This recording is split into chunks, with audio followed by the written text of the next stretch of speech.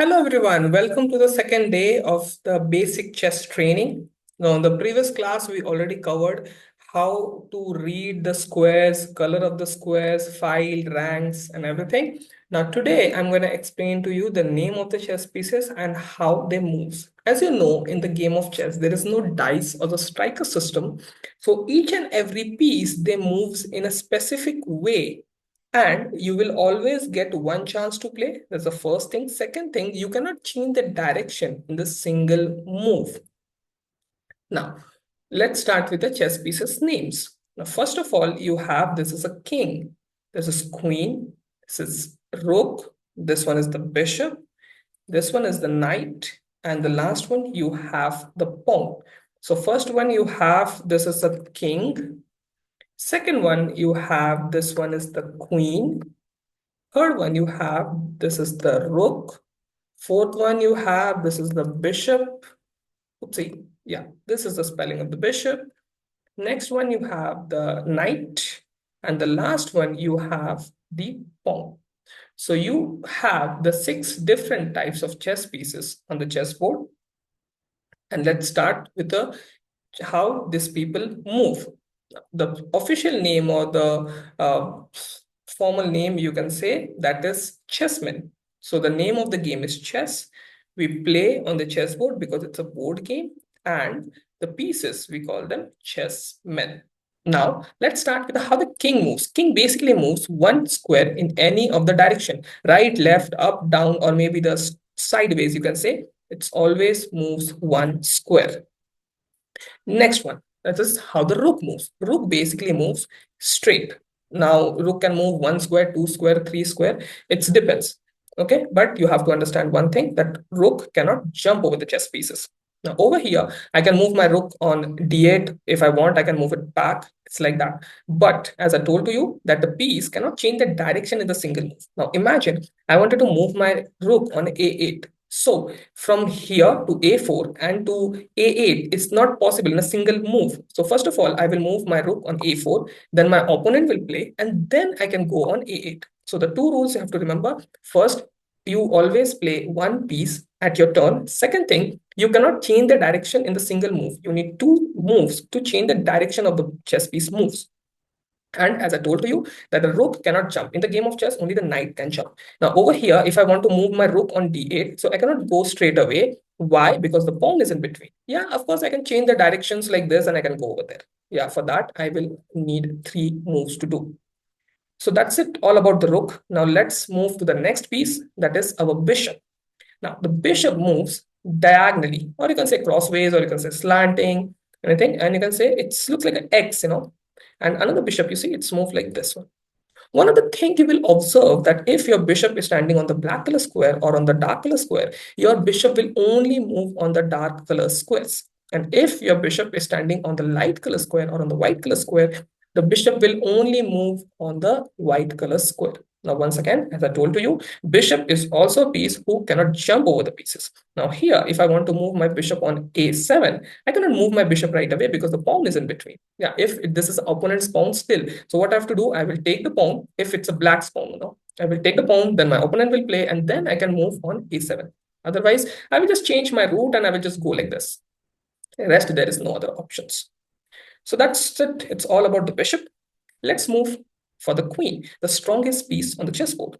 So queen, she can move like a rook as well as like a bishop, which means she can move like a rook straightways, and she can move like a crossways, like a bishop. And once again, as the rules applies on the rook and bishop, so queen also cannot jump over the chess pieces. So you can see when I will click, you can see the dots. So these dots are saying that where I can move my queen from here, the possible square same, the strongest piece on the chessboard. Next, you have the knight. Knight is a bit tricky piece. Okay, so please pay attention. Knight moves 2.5 square. Now the question is like how we will count it. Imagine your knight is on d4 and you wanted to move your knight on the forward direction, on this direction. So how you will count the square where knight is standing? You will count that is 0. Okay, then you have to count 2 squares straight. And after that, if you count this one, it will become 3, right? We don't want 3, we want 2.5. So this will become one side right and one side left. So if you want to move your knight from the d4 square in the forward direction, so the possible square you have, that is, one is e6 and another one is the c6 you have. Next, if you want to move your knight back, once again, the same rule will apply. You will consider this square is 0, where your knight is standing right now. Then next, you have 1, 2. This will become 3. You don't want 3, you want 2.5, right? So this is 1 and this is 2. So from this square, from the d4 square, if you want to move your knight backward, so then your knight can go on a c2 or your knight can go on e2. Next, what about the right and left direction? How we will count that? The formula is the same, 0, 1, 2. Now, you cannot go right and left, because if you go on the right direction, you will reach to a g4. That's ultimately third square. Okay, or if you want to go on the left hand side, you will reach to e4, which is the 1, right? Actually, so it is 0, 1, 2. Here, you will count 1 square up and 1 square down. So which means if you want to move your knight on the right hand side, your knight will move on f5 or your knight will move on f3. The same formula will apply on the left hand side as well. That is 0, 1, 2, 1 square up and 1 square down. So from this direction, if you want to move here, so it will be knight b3 and knight b5. And knight is the only piece on the chessboard who can jump over the pieces. So you can see the whole pieces we have. I can see I cannot move my bishop here because the pawn are in between. But you see I can move my knight. So the knight basically the jump this pawn and it reach and the knight moves on a c3. So knight is the only piece who can jump over the chess pieces. Now all of the pieces I'm already done except the pawns. So pawns, the starting line for the white pawn is the second rank, and the starting line for the black pawn is the seventh rank.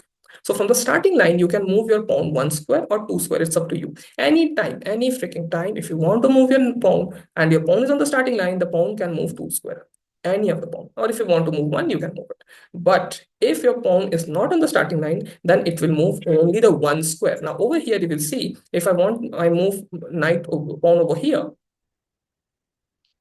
Now over here, if you see, if I want to move my pawn 2 square, I cannot move it. Why? The point is my pawn is not on the starting line. But from the starting line, I can move 2. Or if I want, I can move 1 square as well. It's up to me.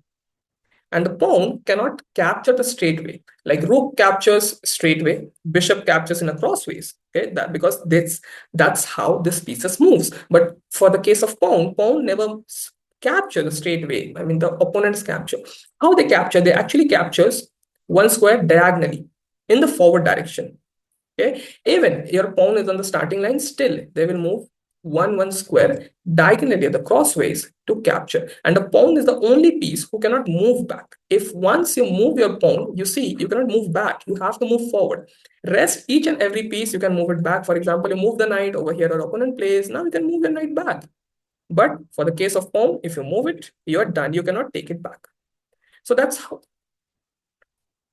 So that's it for today. So today I explained to you how the chess pieces moves. If I just explain to you.